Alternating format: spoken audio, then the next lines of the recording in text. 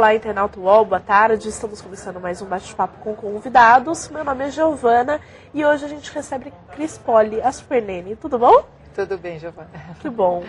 Cris, já tem muita gente aqui na nossa sala te mandando olá, perguntando se está tudo bem com você, te dando boa tarde.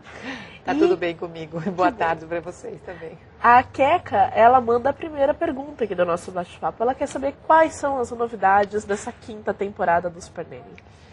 Essa quinta temporada tem bastante novidade com respeito às famílias, às histórias das famílias. A gente sempre procura achar famílias que tenham um histórico diferente, né, para apresentar situações diferentes. Então, nessa quinta temporada, nós temos ido para Florianópolis, temos ido para Recife, e tem famílias assim com mães que educam os filhos sozinhas. Tem famílias, uma família com a mãe que ficou viúva muito nova, está educando os filhos sozinhas também, que é uma grande preocupação também de bastantes famílias, né? As mães que têm que educar os filhos sozinhos, né? Então a gente procura achar famílias com histórias diferentes que possam oferecer exemplos diferentes também para os telespectadores, né? Além da mudança, né, da roupa, né, dos cenários, né? Quando a gente viaja para as diferentes cidades, tem essa coisa, essa novidade, né? Do cenário diferente, o sotaque diferente também, né? Isso torna tudo muito mais gostoso, né? E a gente procura assim, oferecer métodos que as próprias famílias que estão assistindo possam também e se identificar e poder aplicar em casa também, né? Antes de começar aqui o nosso bate-papo, você me dizia que são 28 mil inscritos. São Como 28 mil. É feita essa seleção de quem participa do programa? Então, as famílias se inscrevem no site do SBT e elas passam por várias etapas assim, na seleção. Primeiro preenchem no formulário, depois vão passando por entrevistas, primeiro entrevistas telefônicas, depois tem uma equipe de casting que visita elas, tem entrevista com a produção do programa, com uma psicóloga que trabalha junto com a gente, com o diretor do programa, né? E eu vou acompanhando todo esse processo de seleção. As famílias não me veem, eles não têm contato comigo até eu entrar na casa, né? Até para... o fator surpresa, né? Aquela coisa assim do primeiro encontro comigo, né? Claro. Mas elas passam por um processo bastante criterioso, né? E você estuda caso a caso, tipo, o que pode ser feito nessa família antes de chegar lá? Claro, eu tenho todo um acompanhamento da família com os problemas que a família tem.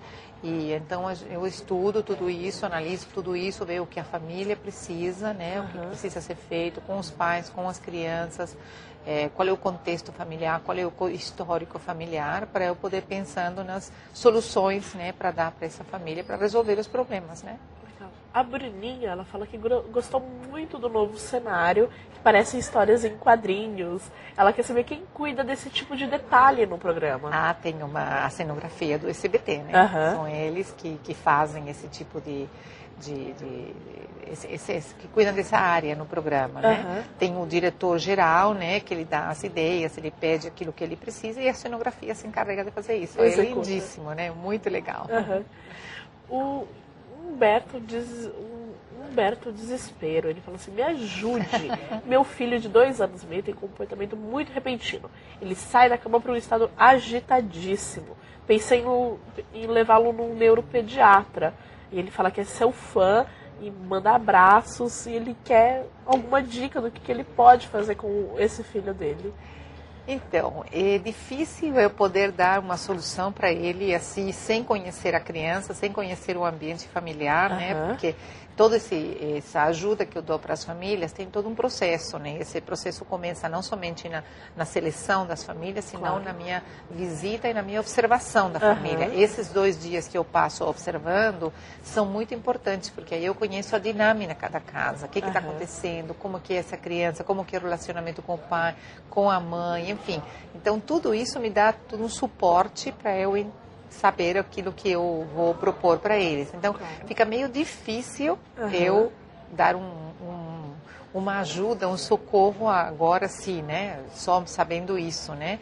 Mas eu creio que o melhor que ele pode fazer é consultar realmente com o pediatra, que se o pediatra encaminha para um neuropediatra, enfim, que ele possa acompanhar, né? Mas para mim fica difícil falar, olha, faça tal coisa né? Porque a única coisa que eu posso falar é que com 2 anos a criança entende o que são regras, o que é disciplina, o que é cantinho da disciplina. Ela com 2 anos ela consegue entender.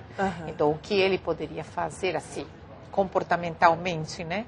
É colocar regras e usar o método do cantinho da disciplina, que é uma advertência e depois o cantinho da disciplina, a cadeirinha da disciplina, o tapetinho, o degrauzinho da escada da disciplina, enfim, para fazer ele pensar e refletir sobre aquilo que ele desobedeceu.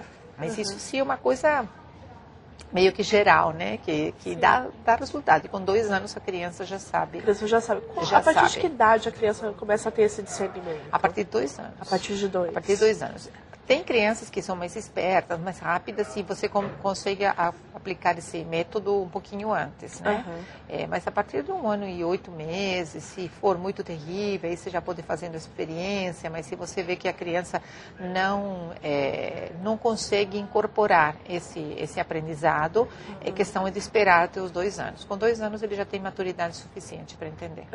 Eu vi aquele quadro do Fantástico Neurológico, não sei se a senhora tem acompanhado, que é uma neurocientista que ela dá dicas sobre comportamento em geral. E esses dias ela falou sobre a dificuldade da criança entender o não, ordens que começam com não. Não faça isso, não suba no muro, essas coisas. Eu queria saber se isso no dia a dia de uma família também pode ser aplicado. Você não dá essas ordens com o não para facilitar o entendimento da criança. Olha, eu creio que tem uma reação natural da criança ou do ser humano em geral a qualquer coisa que comece com não, né? De rejeitar, né? Rejeitar. A primeira coisa é rejeitar. Eu não posso fazer tal coisa, eu não quero obedecer essa ordem. Então, o que a gente trabalha com resultados muito bons, é o reforço positivo, quer dizer, você estimular o positivo, você premiar, você recompensar, você agradar a criança e estimulá-la para o positivo, que dá muito mais resultado do que você falar que não. Entendeu? Então, ao invés de você falar não faça tal coisa, então vem filho e faz outra coisa, entendeu? Oferecer outra opção, em vez daquela que você não quer que ele faça. Porque muitas vezes a gente fica só no não, né? Não faça tal coisa. É mais fácil, mais imediato. Entendeu? Né? Mas também não oferecer outra coisa, outra opção. Por exemplo, o grande problema que tem hoje em dia com o videogame, né? Os pais ficam meio desesperados, porque crianças ficam horas diante do videogame. Aí corta o videogame, mas não oferecem nenhuma outra coisa que seja tão legal quanto o videogame. Então fica aquela luta, né? E a criança não quer obedecer, né? Claro. O casal desesperado, eles falam assim: cara amiga Crispoli, somos seus fãs. Gostaria que nos ajudasse. Temos 2 filhas de 3 e 7 anos que passam o dia inteiro brigando. Tentamos dar conselhos, castigos e nada adianta. O que pode ser feito? Bom, mais uma vez, eu teria que observar e ver quais são essas brigas. Briguinhas entre irmãos é coisa comum, tá? Isso é uma coisa que acontece, faz parte até do método de ajuste entre um e o outro com a família. Agora, teria que observar que tipo de brigas são. Se são brigas realmente com violências, com muita agressão, ou são simplesmente briguinhas por brinquedos ou por ciúminhos e uma com a outra, né? O que poderia ser feito, porque muitas vezes essas briguinhas são consequência de ciúmes, sabe? Esse ciúmes é uma linguagem não verbal das crianças para dizer que estão carentes em alguma área.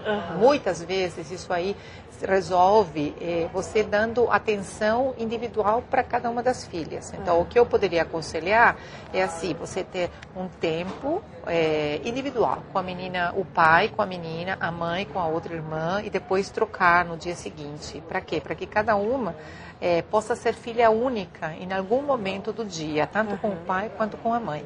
muitas vezes isso acalma os nervos, sabe? Nos nervos. E nesse momento que você está tendo esse tempo individual com os filhos, falar que vocês amam muito, que elas são muito importantes, sabe? Demonstrar todo esse amor que os pais têm de maneira individual, sem entrar em competição com a irmãzinha, né? E muitas vezes isso resolve bastante os problemas. Agora, para dar mais ajuda, eu precisaria conhecer a família. Mas essa já é uma boa dica, separar e cuidar. Cuidar individualmente de cada uma delas, alternando. Mãe com uma, pai com outra. E também é importante alternar, imagino, né? Não pode ficar o pai sempre com a mesma. Não, então, por isso que eu estou falando, alterna. Um dia o pai com uma e a mãe com a outra, e no dia seguinte alterna, um com o outro também, para que elas possam receber o amor, o carinho e a atenção, né? Dos dois pais e se sentirem filhos únicos em algum momento, que é o sonho de todo filho, né? Ser filho único, né? Sem dúvida. O Otávio, ele fala assim, e a paciência dele? É difícil lidar com essas crianças tão indisciplinadas? Olha, para você educar um filho ou uma criança em geral, assim, falando de professores, educadores, você tem que ter muita paciência. É um processo que não é fácil. Ninguém nasce sabendo educar, se aprende educando, se aprende na prática, assim, com as crianças. E para isso você tem que ter muita paciência. E se você não tem muita paciência, você tem que tirar da onde você não tem para poder educar esse filho. Estou falando principalmente no caso dos pais, né? É fundamental. Paciência, perseverança, consistência.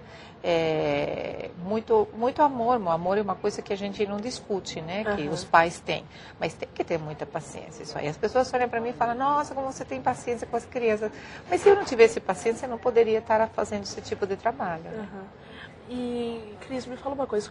Acho que as pessoas às vezes confundem ter paciência e deixar se dominar pelas crianças. Né? Como conseguir separar as duas coisas? Ser um pai paciente, mas também não ser dominado pelo filho, porque isso acontece.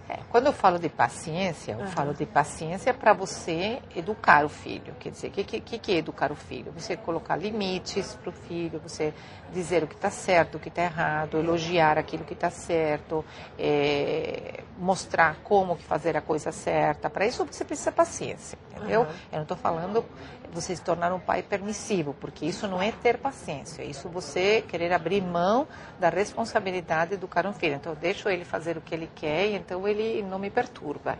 Isso não é ter paciência. Paciência é você colocar limites, paciência é você colocar regras, você manter essas regras todos os dias, as mesmas regras, você esteja cansado ou não esteja cansado, esteja feliz, esteja chateado, entendeu? Isso você precisa ter paciência. Esse tipo de paciência eu falo, não falo assim de ser permissivo e deixar fazer tudo o que ele quer, né? A Karina, ela tem uma dúvida, ela quer saber qual é a melhor idade para tirar a fralda do bebê na hora de dormir. Existe alguma técnica para isso? Você conhece alguma técnica para ajudar a Karina? Olha, eu vou falar para ela a minha experiência, né? Eu tenho 3 filhos, né? Hoje estão casados, eu tenho 4 netos, tudo, né? Mas o momento de tirar a fralda, você tem que escolher esse momento de acordo com a maturidade da criança. Essa maturidade vem por volta dos 2 anos, 2 anos e meio mais ou menos. Se a criança não está madura, o processo de tirar a fralda é um processo complicado e que não dá certo. Então, é melhor esperar até a criança estar madura. Quando que a criança está madura?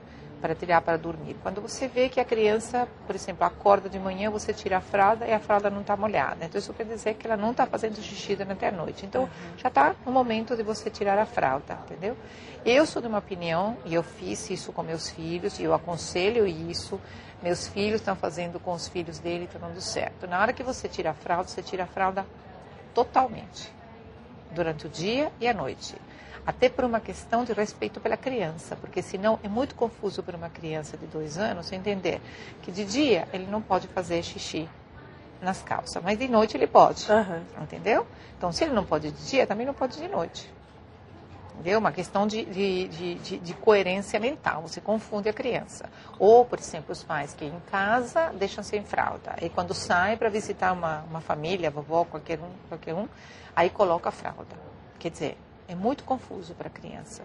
Então, recomendação, esperar a maturidade da criança, que é por volta dos 2 anos e meio, tirar de uma vez tudo, né? Para que não ficar confuso para a criança, e dedicar esse tempo, né? Quer dizer, enquanto está tirando, tem que prestar atenção a isso, tem que levar a criança ao banheiro várias vezes por dia, prestar atenção se ele bebe muito ou não bebe muito antes de dormir, para evitar a possibilidade de fazer xixi durante a noite. Tem todo um procedimento, né, que é adequado e que facilita a tirada de fraldas. Se acontece desse jeito, é tranquilo. O Pedro Interlagos, ele pergunta se está tudo bem contigo e ele quer saber o que mudou para você depois do sucesso da Super Nanny. Nossa, mudou muita coisa. Tá tudo ótimo comigo, né? Minha vida mudou completamente, né? Porque eu era sempre dei aula, era uma educadora que trabalhava na escola, tranquila, lá no meu cantinho, aí de repente virei uma pessoa pública, né? Que tem que ver quando que sai para fazer compras, aonde que vai fazer compras, e quando sai tem que ensinar a dar autógrafo, tirar fotografias, então perde um pouco dessa privacidade.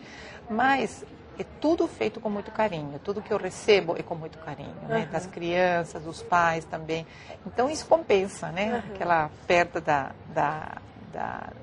da privacidade compensada pelo carinho que eu recebo, né? E as pessoas te pedem muitos conselhos nas ruas. Conselhos como estão pedindo como agora. Estão pedindo. Tem mais de 600 pessoas já aqui pedindo conselhos. E aí elas me param e falam, meu filho tal coisa, o que eu faço? Entendeu? Muitos, você vê vários assim falando, fulano desesperado.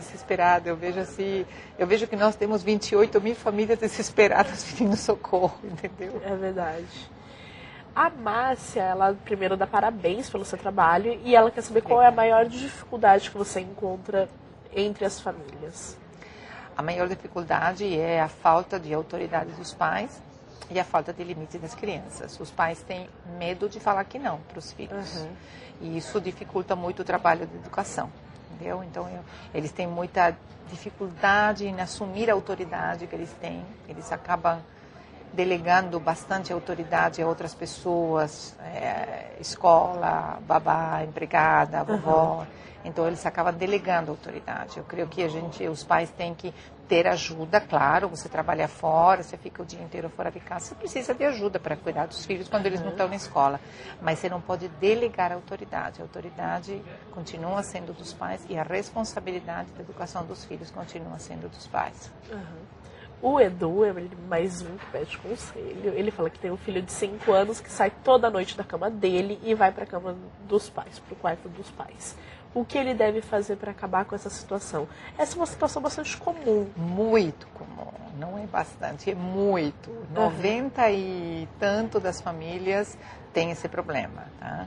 Mas esse problema não é basicamente o problema da criança, é um problema dos pais. É os pais que não sabem colocar um fim adequado a essa situação. Porque quando o filho vai para a tua cama, você pega seu filho e leva ele de volta para a cama. E fala com firmeza que esse é o quarto dele, fica do lado dele até ele pegar no sono. Até a criança acostumar e a criança entender que esse é o procedimento que vai ser seguido. Né? O que acontece é que os pais acabam abrindo mão dessa consistência, dessa firmeza e acabam permitindo os filhos. Então, eles falam, uma vez levam para a cama, 2 vezes levam para a cama, 3 vezes levam para a cama, na 4ª deixa o filho dormir com eles. Se eles fazem isso, no dia seguinte vai acontecer exatamente a mesma coisa. Porque eles sabem, a criança sabe que insistindo nesse procedimento, ele vai conseguir o que ele quer. Então, é o caminho mais difícil, é o processo mais difícil. Mas você tem que levar o filho tantas vezes para a cama dele, quanto seja necessário, até ele entender que esse é o lugar dele, que você não vai aceitar o filho na cama dos pais. Trancar a porta do quarto dos pais. Eu acho que são essas coisas meio radicais que não funcionam, né? Porque se você tranca a porta, ele vai ficar chorando do lado de fora, até você cansar, e você abre a porta e deixa ele entrar e dormir no quarto, entendeu? Pior ainda. O Pedro quer saber se você já pegou algum caso que te fez pensar em desistir. Não, eu nunca. Não, porque eu sei que todos os casos têm solução, tem uma saída. Tem casos que são mais difíceis que outros.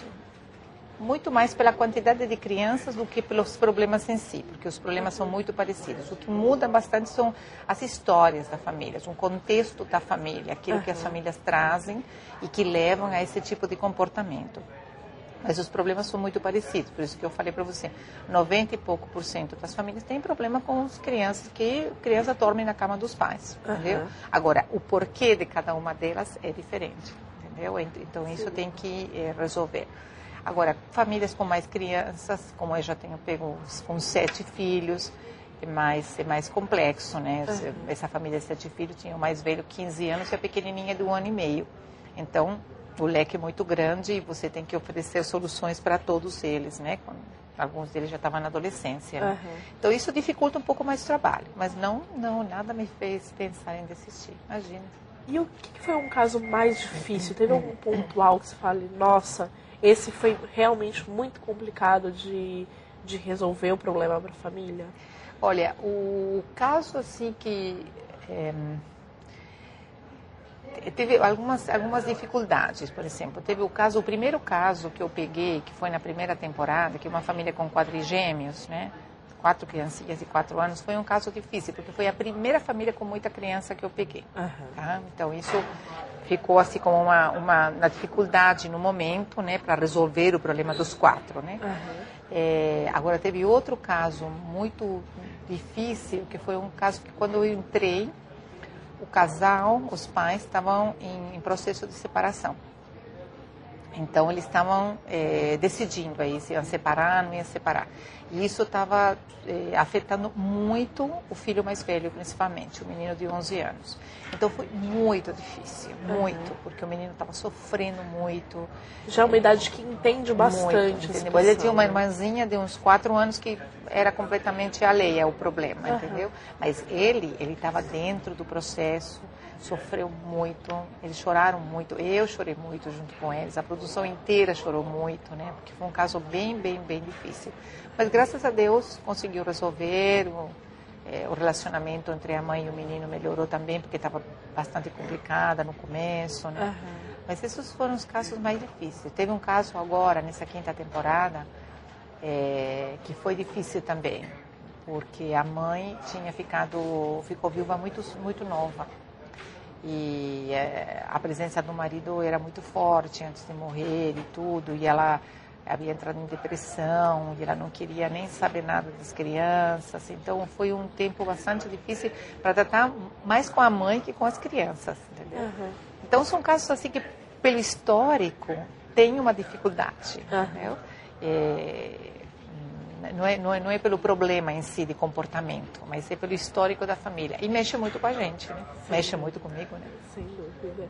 O Oberon, ele quer saber se depois do programa existe algum tipo de acompanhamento com essas famílias, para saber se realmente houve uma mudança no comportamento familiar. O programa não tem como proposta fazer esse acompanhamento, mas a gente continua em contato por causa do vínculo que a gente estabelece durante essas 2 semanas que eu fico com as famílias. Então, elas entram em contato comigo, aí me perguntam, eu respondo. A gente continua dentro desse vínculo, dentro desse contato de uma forma natural, né? Por causa não é nada formalizado, não tem acompanhamento. Se a gente entende que eles precisam de algum acompanhamento psicológico ou uma coisa assim, a gente dá um conselho, mas não faz parte da proposta do programa. O KKL, já houve casos em que a família não concordou com o seu método e pediu para sair do programa? Já houve um caso em que a mãe não concordou com o método que eu estava levando e ela não pediu para sair, mas eu fui embora. Eu falei que eu ia embora, não tinha mais nada para fazer lá, porque ela discordou de tudo que eu propus para ela e ela desfez tudo aquilo que eu tinha feito. Aí eu fui lá e falei, olha, não tem mais nenhum propósito eu continuar com você. E aí eu peguei e fui embora. Esse programa foi ao ar. Foi ao ar. Foi final do ano passado, acho que foi. Mas foi o único também. Depois teve um caso bem lá no começo, em que a mãe também estava com muitos problemas no relacionamento do casal e acabou não cumprindo com aquilo que eu ensinei e tudo, mas nós fomos até o fim, né, lá. Mas não deu tão certo porque o casal estava com muito problema de relacionamento entre eles. O resto, graças a Deus, deu tudo certo. Já que você falou desses problemas de relacionamento dos casais, de pais que estão se separando, queria saber qual que é o principal conselho no momento desse, o que os pais devem fazer com relação aos filhos no momento de separação. Bom, a primeira coisa que eles têm que fazer, né, é serem sinceros com os filhos, contar o que está acontecendo.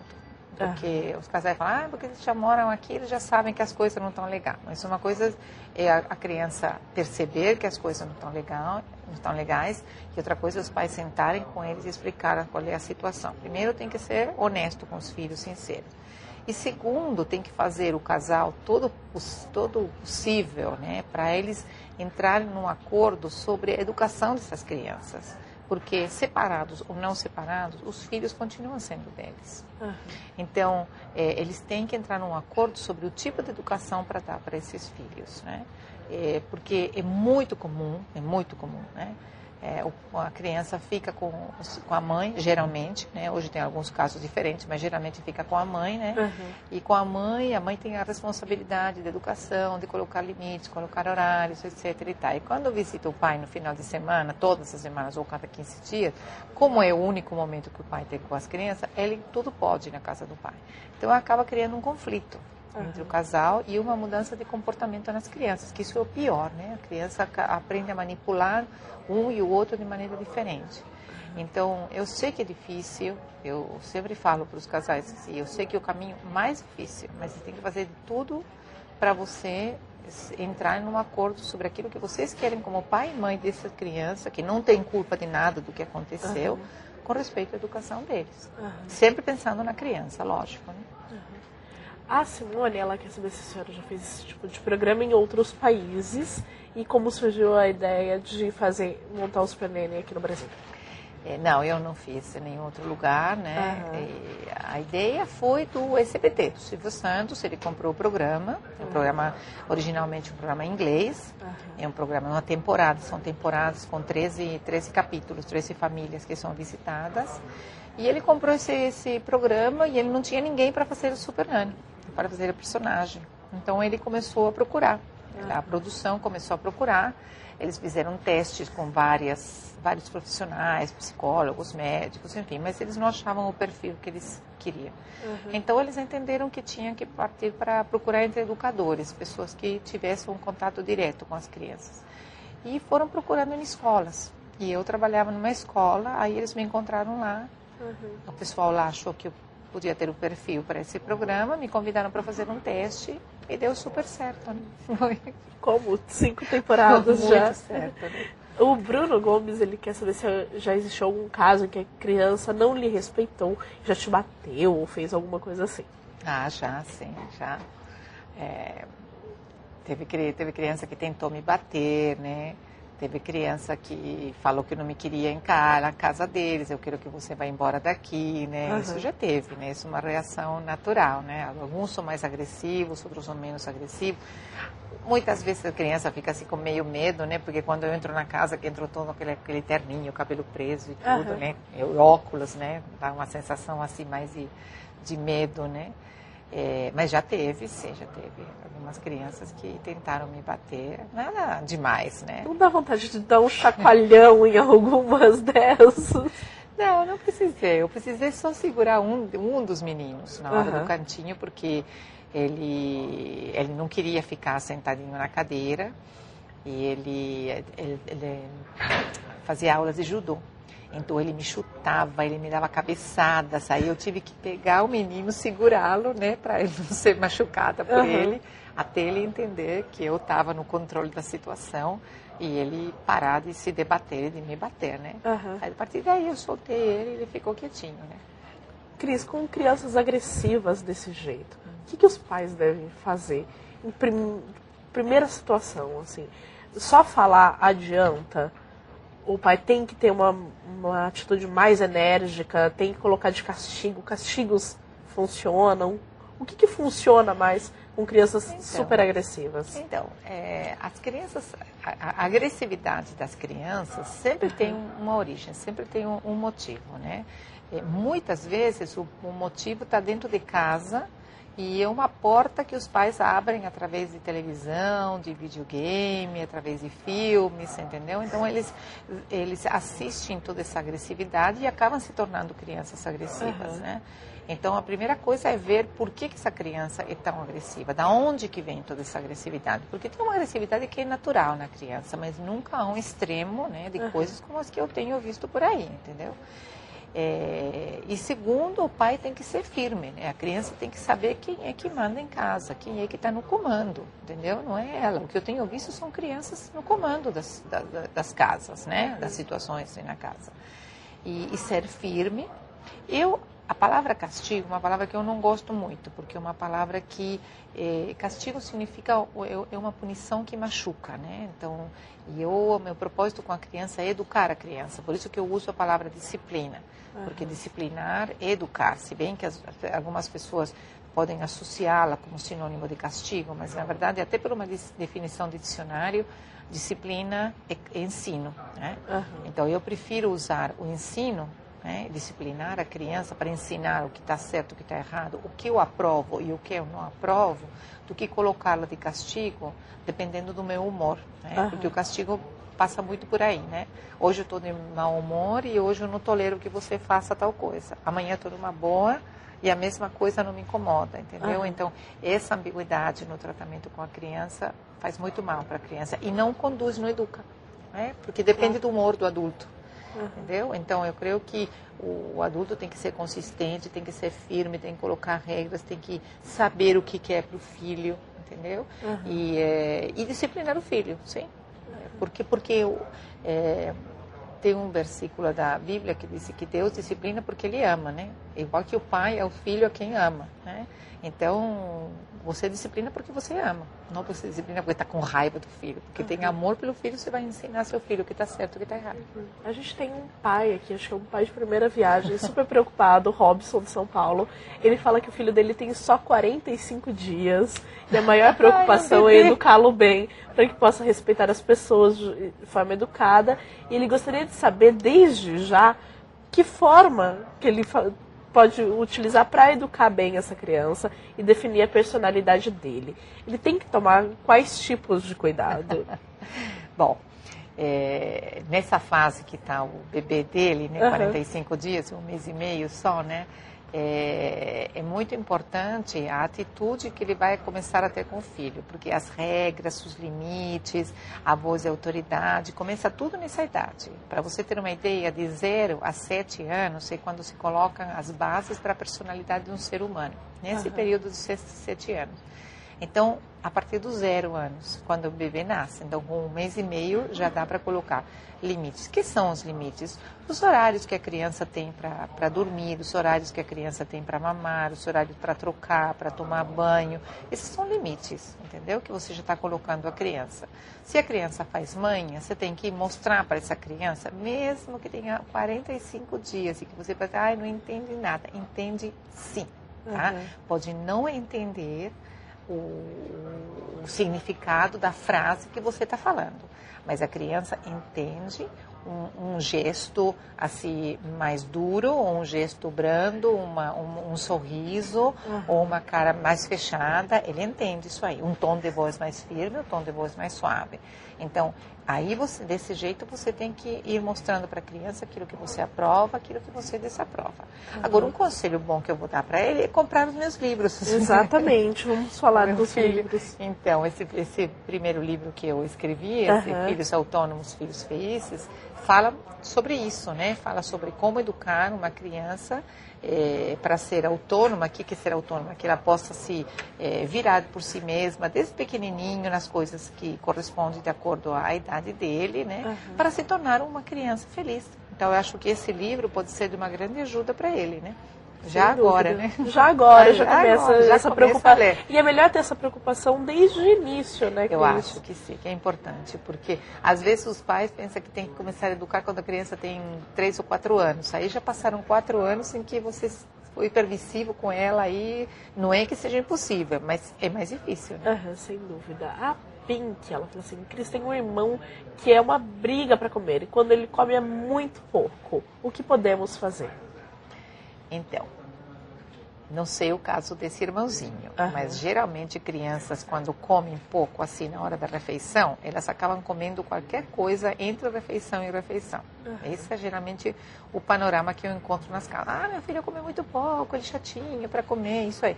Então ele come pouco na hora da refeição, mas entre a refeição e a refeição, ele come bolacha, ele come sorvete, ele chupa bala, toma sorvete, chupa bala. Então, quando chega a hora da refeição, ele não tem fome mesmo. Nem ele, nem nenhuma outra criança, entendeu? Então, a primeira coisa é... Nem um adulto também. Nem adulto, comendo você fica beliscando o tempo todo, na hora de você sentar à mesa, você não vai querer comer. Então, primeira coisa, observar isso aí, tá?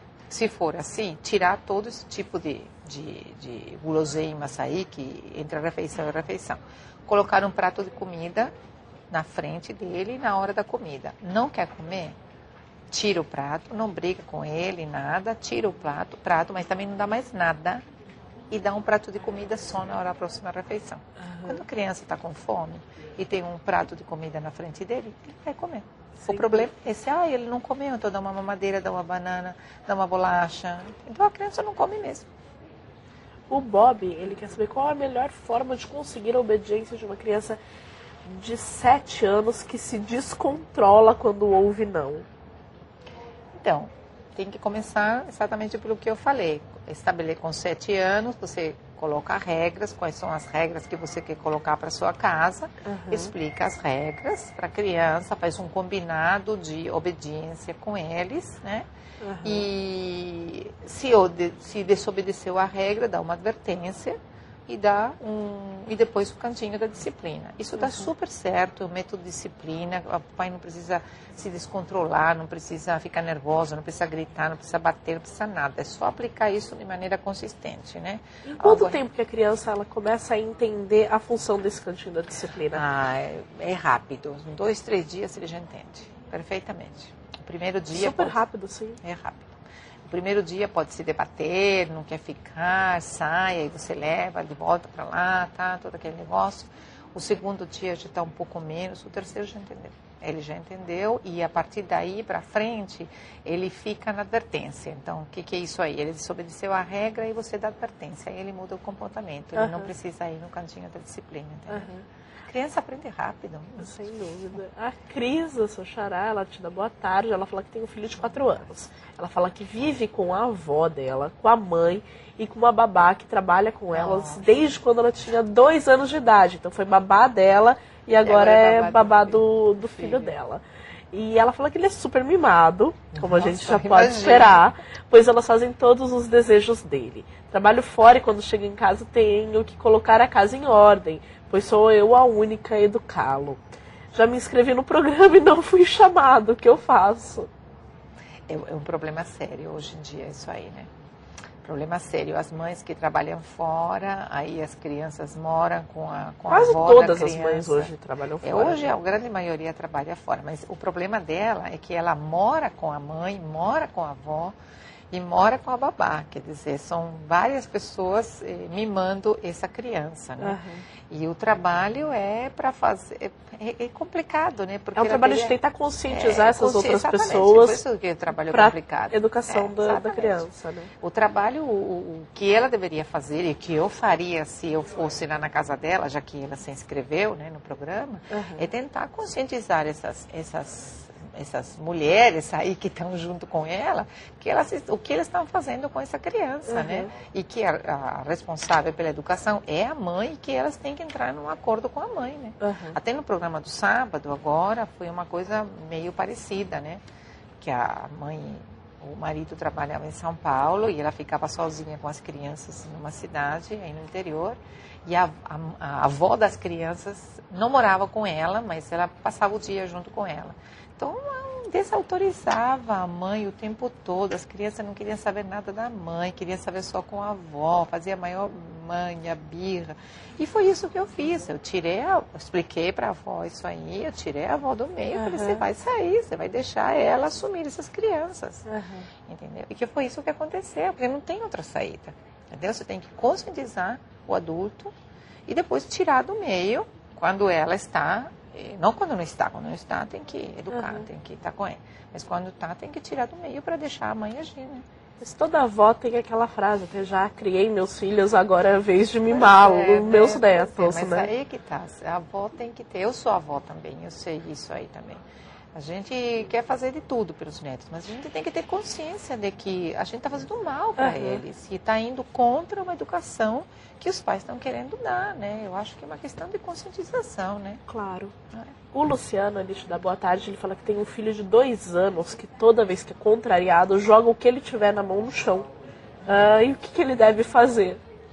Então, colocar uma regra para esse filho, 2 anos? 2 anos. Então, ele já entende, com 2 anos ele já entende, tá? Colocar uma regra para esse filho, se mostrar-se completamente contrariado quando ele faz isso, não permitir que ele faça isso, né? E ir mudando o comportamento dele através do cantinho da disciplina. Né? Tem uma família que eu fui, que o menino, cada vez que contrariava, ele jogava todos os brinquedos o brinquedo e tudo que tinha por perto pela janela, né? Mas ele jogava tudo pela janela. Aí a gente teve que começar a trabalhar nesse sentido e ele parou de fazer isso, né? Mas tem que ser bem firme com essa criança. Imagina. A Laila, ela quer saber se hoje em dia todo mundo que tem fora da casa influencia na educação da criança, as escolas, os amigos, até mesmo os parentes, e como lidar com essas influências do mundo exterior à casa. Eu acho que isso é inevitável, né? Isso vai acontecer sempre. Eu ainda acho que a educação que a criança recebe na casa, quando ela é firme, ela é consistente, sabe? Ela é bem estruturada, ela é mais forte do que essas influências externas. A gente tem que estar preparado para poder dar respostas a essas influências externas. Mas eu ainda acho que quando a educação da casa é bem estruturada, consistente, firme, sabe, com valores, com princípios coerentes, né, ela é mais forte ainda que essas influências. Então é papel mesmo da família e não dos professores, porque tem muito pai que fala, depois ele aprende na escolinha, com contato com os amigos, vai melhorar esse comportamento. É um erro pensar dessa forma? Acho que é um erro você delegar para a escola a educação dos filhos. A escola é parceira na educação das crianças. Eu acredito nessa parceria, tanto é que o terceiro livro trata disso, dessa parceria, né? Mas a educação continua sendo dos pais. Não adianta você ir na escola e falar, olha, todas as palavrões que meu filho sabe, ele aprendeu aqui. Quer dizer, eu já tenho ouvido isso, e isso acaba não sendo verdade, porque quando você observa a casa, essa criança ouve palavrões em casa também, entendeu? Então não é assim, não é bem assim que tudo isso aprendeu na escola. É que é muito mais fácil você jogar a culpa no outro, entendeu? Do que você assumir também a própria responsabilidade, tá? Então é meio complicado isso aí, não dá para jogar nos outros a responsabilidade que é da gente mesmo, né? Sem dúvida. Dan, como eu faço para cumprir as regras sem parecer que foi só por conta do castigo? Acho que é uma criança, um pré-adolescente. Então, esse deve ser não é pai. Não é o pai. Como eu faço para cumprir? Ele provavelmente recebeu regras e tem um castigo se ele não cumprir. Como ele faz para cumprir sem parecer que ele está cumprindo não por conta do castigo? Não, ele, nem sei, se é uma criança, não sei quantos anos ele tem, né? Mas em todo caso é assim, o que ele tem que entender é que uma atitude sempre tem consequências. Uma atitude errada tem uma consequência, uma atitude certa tem uma consequência. Então, se ele age errado, se ele não respeita a regra, ele vai ter uma consequência, que vai ser a disciplina. Mas para ele experimentar agir certo, para ele ter uma consequência positiva, que é o elogio dos pais, o carinho dos pais, o abraço dos pais. Então, ele tem que saber, qualquer atitude da gente tem duas consequências, ou positiva ou negativa. Depende do que a gente for fazer. A Flávia de Minas Gerais quer saber se você nunca teve vontade de colocar alguns pais no cantinho da disciplina. Muitas vezes. Você já colocou? Não. Eu não coloquei, mas eu já fiz uns testes assim, de aplicação de cantinho com os pais. E eu, em algumas regras da família, por exemplo, esse negócio do palavrão é uma coisa muito comum, né? Assim, que não é uma regra só para criança, é uma regra para a família. Então, eu já vi crianças falando, olha, pai, não pode falar palavrão, se você falou palavrão, eu estou te dando advertência, a próxima vez você vai sentar lá no cantinho do sofá durante 30 minutos. Né? Entendeu? Isso os pais já mesmo, as crianças têm feito com os pais, viu? Porque elas são, quando você coloca uma regra para a criança, essa criança acaba abstraindo isso aí e entende que é aplicado para toda a família, né? Para toda a família. E esse negócio do palavrão, inclusive numa casa que eu levei a regra para a família, porque todo mundo falava palavrão nessa casa, né? Aí o menino levou a mãe na frente da regra e ele fez o mesmo procedimento que eu tinha feito com ele e feito com a mãe. Ó, mãe, tô te dando uma advertência, a próxima você vai lá no cantinho. O Paulinho, ele quer saber qual a melhor idade para ensinar a criança a falar. Tem uma idade? A criança aprende sozinha a falar, né? Aprende sozinha, né? Aprende sozinha, mas ela tem que ser estimulada desde bebê, né? Lógico, né? Desde bebê. Não tem idade para ensinar a criança a falar. É um processo de aprendizado, um processo de ela ouvir. Agora, se ninguém fala com ela, a criança não vai falar, né? Agora, se você conversa com a criança, né, você tem que estimular essa criança, né? Desde que ela nasce. Vai chegar um momento que primeiro ela vai ter que ouvir, depois vai chegar um momento que ela vai começar a produzir sozinha. Sem dúvida. A Nívia, ela quer saber se você já pensou em ter um programa voltado para adolescentes com esse mesmo perfil do Super Nanny. Não, já me pediram muito, né? Fazer um Super Nanny Team. Já pediram.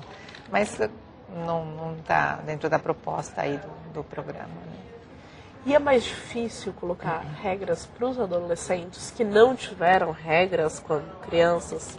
Claro, é mais difícil, né? Mais difícil porque eles já têm uma personalidade bastante formada. A adolescência é uma época assim, de muita argumentação, que contestam bastante, entendeu? Então, é mais difícil. Eu sempre falo que sempre dá tempo, né? E é melhor começar tarde do que nunca, né? Mas é mais difícil, sim, claro. Você tem que argumentar bastante, tem que conversar bastante, né? As regras não podem ser arbitrárias, porque eles vão questionar, entendeu? Então, tem que ser bem coerente, né? Bem claras, né? Você falou pra gente daquele caso daquela família que tinha 7 crianças, inclusive um de 15 anos. 15 anos já é um adolescente. As regras têm que ser as mesmas? Eles entendem as mesmas regras que uma criança de 2, 3 anos? Não, ou tem que serem regras mais flexíveis? Eu coloquei regras diferentes. Porque por causa da idade, tinha necessidades diferentes. Até nessa família que a gente está fazendo agora também. Tem 2 meninos, um de 12 e um de 11, e 2 meninas de 6 e 3. E aí eu coloquei umas regras para as meninas, por causa da idade, e outras regras para os meninos também, diferentes. Por causa da idade, um método um pouco diferente. O Otávio, ele quer saber se você já pagou micos no programa. Ele fala que lembra de quando você caiu num buraco do sofá. E ele quer saber se teve outros do mesmo gênero. Não, o que mais me lembro foi esse aí mesmo, né? Tinha um buraco no sofá? Não é que tinha um buraco no sofá, é que a família estava almoçando, todo mundo sentado à mesa. E desse lado aqui tinha 2 sofás assim, colocados aí, um do lado do outro, né? E eu estava observando esse momento.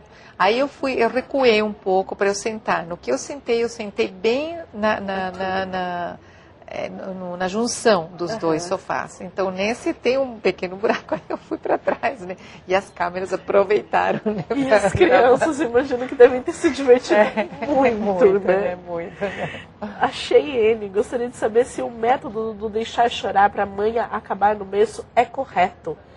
Quais as consequências que isso pode gerar no futuro da criança? Não, nenhuma consequência. Se você percebe que é manha mesmo, pode deixar chorar. Agora você tem que entender que é birra, que é manha, né? Eu sempre falo desse vídeo, não sei se vocês conhecem esse vídeo. Tem um vídeo de um bebê vai ter um ano e pouquinho, não tem muito mais do que isso. Que ele estava chorando, jogado no chão, chorando, esperneando tudo, né? Aí a câmera, ela sai de foco, né? E quando ele percebe que a câmera não está gravando mais ele para de chorar automaticamente, ele levanta, ele vai procurar a câmera, quando vê que a câmera está focalizando ele se joga no chão, ele chora de novo, né? Ele faz birra de propósito, né? Mas um escândalo que ele faz, né? Criança faz muito isso. Quando ele vê que está chamando atenção, ele acaba enfatizando isso aí, né? Agora, se você ignora, chega um momento... Isso eu já tenho feito várias vezes, inclusive com crianças de 8, 9 anos. Ficam meio desesperados, aquela criança que chora muito, que parece que vai perder o fôlego de tanto chorar. Não tem jeito, deixa chorar. Deixa chorar, não acontece nada com a criança. Não acontece. Fica de olho, né? Lógico, né? Claro. Fica de olho aí, mas... Também não vai sair de casa, deixar o bebê mas chorando. deixa chorar, porque criança faz isso e um pouco mais ainda, viu? Para conseguir o que ele quer. Para conseguir o que ele quer. A Sandra, como saber se o comportamento está deixando apenas de... Desculpa, como saber se o comportamento está deixando de ser apenas falta de limite ou é uma falta de comprometimento dos pais, uma patologia? Como saber distinguir as duas coisas? Falta de comprometimento dos pais? A falta de limites é uma falta que vem da parte dos pais, na verdade, né? Não é a criança. Os limites quem coloca são os pais, as regras quem coloca são os pais, né? E então eu não entendi muito bem a pergunta, né? Não sei, não entendi muito bem se é uma patologia. Acho que mudando um pouquinho a pergunta dela, quando a falta de limite vira uma patologia? Então, se a gente não coloca limites, isso se torna um problema maior, sem dúvida, porque essa criança vai pensar que ela tudo pode em qualquer momento, de qualquer jeito, né? E aí eu volto a falar o que eu falei antes, né? Nós estamos formando a personalidade do ser humano. Então ele vai entender ou vai pensar que em qualquer lugar onde ele for, vai ser a mesma coisa. Ele vai poder fazer o que ele quer sem limites. E isso a gente está educando o filho para uma irrealidade, porque a gente vive num mundo com limites, né?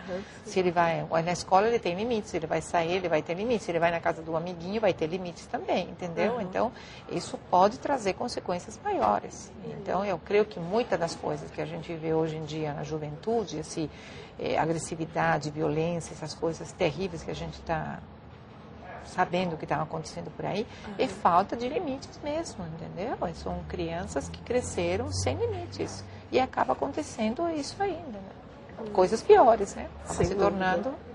A Mila, ela tem uma pergunta curiosa. Ela falou que já tentou colocar a filha dela no cantinho da disciplina algumas vezes, mas ela leva na brincadeira porque ela te vê na televisão e ela acha engraçado que a mãe reproduza isso em casa. E agora? Então, muitas vezes, esse comportamento é um mecanismo que a criança tem para desviar a própria disciplina.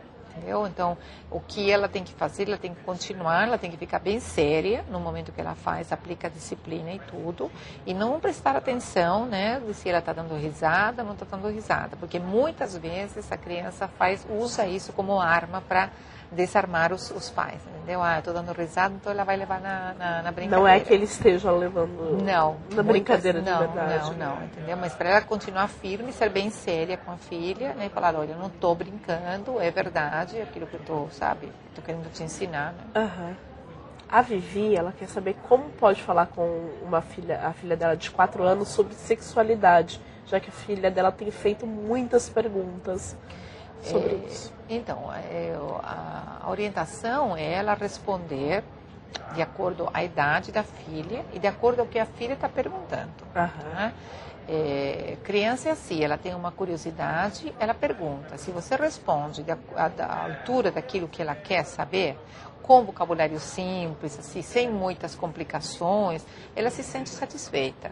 Entendeu? O negócio é não complicar. O problema é que esse tipo de perguntas acabam confrontando o adulto e acham que tem que ir com explicações muito mais profundas e como vai fazer, porque a menina tem 4 anos só, ela não vai entender. Então, responde de acordo à idade que a filha tem, de acordo ao que a filha está querendo saber. Ponto. Simples e rápido, entendeu? E quando a criança está satisfeita, ela não pergunta mais. Acontece que isso confronta às vezes o adulto, né?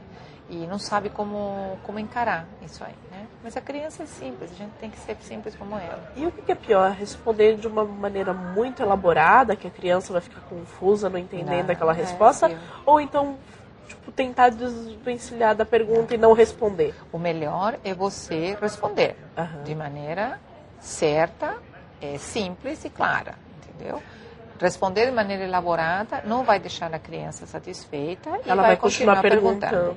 Desviar o momento, se com qualquer outra coisa, ela também não vai deixar ela satisfeita, ele vai continuar perguntando. O negócio é você responder de maneira clara, simples, concisa, entendeu? Sem aprofundar muito, de acordo com a idade da criança. Cris, a gente já falou um pouquinho sobre isso aqui no nosso papo, mas a Camila, ela volta na pergunta: como agir na hora da separação do casal? Provavelmente ela está se separando, ela disse que tem uma filha e ela queria saber como agir nesse momento. Acredito que essa é uma dúvida que é muito recorrente hoje em dia, né? Então, não sei quantos anos tem a filhinha dela, né? Mas é aquilo que eu falei, né? Explicar à criança, se for uma criança pequena, explica de uma maneira simples também, de um jeito que a criança possa entender, né? Mas explica o que está acontecendo, não deixa a criança só intuir, né, o que está acontecendo na casa e entrar em acordo com o marido, com o pai da criança, né, sobre a educação dessa criança, né? E fazer de uma maneira consistente, equilibrada, que ela possa ter o mesmo tipo de orientação, o mesmo tipo de educação, tanto quando está com a mãe como quando está com o pai, né? Isso é melhor. Doer vai doer sempre. A gente não pode evitar esse tipo de dor. O que a gente pode é tentar fazer as coisas da melhor maneira possível, né? Mas a dor de separação, a dor de não ver os pais juntos, coisa que está feito já, né? Não pode fazer nada para tirar isso aí, né? Pretender que a menina também não sinta isso, Aninha, é uma utopia também, né? Porque é o pai e a mãe, né? Sem dúvida. A Jujuba, ela falou que tem um filho de 3 anos e meio que começou a morder e a bater na babá e na irmã menor. O que ela pode fazer? Então, a primeira coisa é ver por que de repente, se uma criança começou a bater. Começou a bater e a morder, né? Na babá, na irmã, entendeu? Ver o que está acontecendo. Porque esse é mais um caso que eu precisaria observar para ver qual é a dinâmica da coisa, né? Mas algum motivo tem que haver para que essa criança, de repente, comece a ter esse tipo de atitude. Ela tem que observar, né? E provavelmente consultar com o pediatra e alguém que conheça mais essa criança e alguém que tem mais de perto, ou se inscrever no site do SBT e chamar a Superman. Qual que é o momento que a família pode perceber e falar: olha, já levei no pediatra, não resolveu, já estou tentando colocar essas dicas no cantinho da disciplina e outras regras, e não está funcionando, é o momento de procurar uma terapeuta, uma pedagoga para acompanhar a criação do filho? Eu creio que é isso que você falou. Se você vê que você já aplicou vários métodos, se você já consultou o pediatra, se você já fez, mudou de atitude, já observou, já tentou resolver, né, uns problemas assim, comportamentais com atitudes, porque tudo que nós estamos falando aqui é problema comportamental, né? Problema que não precisa de terapia, nem psicólogo, nada disso. É uma coisa que você pode resolver em casa. Se você já fez tudo isso e nada dá certo e a criança continua com um comportamento inadequado, então a melhor coisa é encaminhar para um terapeuta e fazer uma consulta. Às vezes, muitas vezes, é só fazer um diagnóstico e receber uma orientação do psicólogo e as coisas mudam, entendeu? E às vezes é mais simples do que parece. E o Roger, ele manda a nossa última pergunta aqui do bate-papo. Ele quer saber qual foi o episódio mais inusitado pelo qual você já passou nessas 5 temporadas do Superman. Olha, as crianças que eu vi que ameaçam, crianças pequenas estou falando, crianças de 4 anos, sim, que ameaçam os pais com facas ou com tesouras, né? E os pais recuam diante disso, né? Quer dizer, os pais não têm autoridade para colocar um limite, para tirar uma faca, para tirar uma arma, né, da mão da criança. Para mim isso aí foi incrível, né? Não acreditei que isso pudesse acontecer. E essas mesmas crianças, quando elas são contrariadas, acabam esfaqueando sofás, quebrando coisas, sabe? E o pior é ver o pai recuar diante disso, entendeu? Quer dizer, o pai que tem que ter autoridade para pôr limite, para pôr fim a tudo isso, que ele se acaba recuando e acaba sendo amedrontado. Imagina essa criança que tem 4 anos, na hora que ele chega na adolescência. O que faz? Com esse exemplo que ele tinha em casa, né? Com 4 anos ela já ela tem esse discernimento de pegar uma arma para tentar agredir. Agredir, entendeu? E o pai recuar, que isso que mais me deixou impressionado, entendeu? Sabe? A falta de autoridade total. Cris, queria agradecer muito a sua participação aqui no nosso bate-papo. São mais de 2.000 pessoas na nossa sala teclando agora, bastante gente. Queria saber se você tem algum último recado para deixar para o pessoal.